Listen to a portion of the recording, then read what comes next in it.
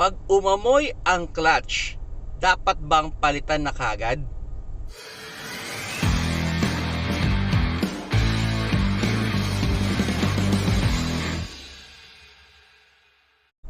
Hello mga paps, I'm Kuya Shane at may na-receive tayong question na related sa clutch. At ang question niya sa atin ay kung umamoy nga daw, no, dapat daw bang palitan? Kasi nga daw umakyat daw siya sa isang uphill na kalsada and medyo siguro tinatamad-tamad na siyang preno, so nilalaro niya yung gas tsaka yung clutch niya at yun nga daw umamoy yung kanyang clutch. Okay, sa ganitong scenario, hindi mo namang kailangan palitan agad yung clutch, no?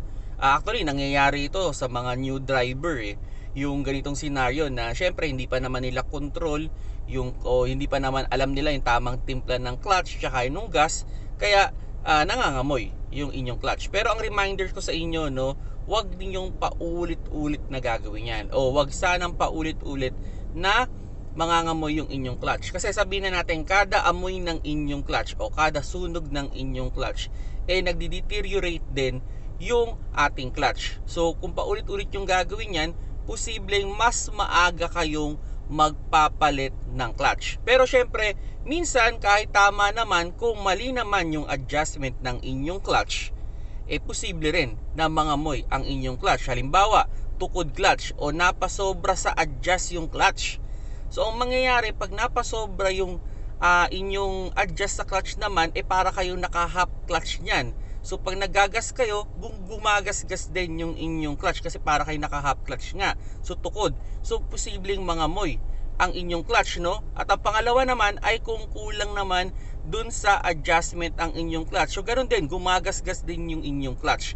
Kaya nangangamoy. Pero ang pinaka-worst scenario dito, no, yung sabihin natin pagpasira na talaga yung inyong clutch, there's a possibility na mangangamoy na talaga yan. Okay? So normally naman ang clutch will last around maybe mga 100,000 kilometers kung proper use.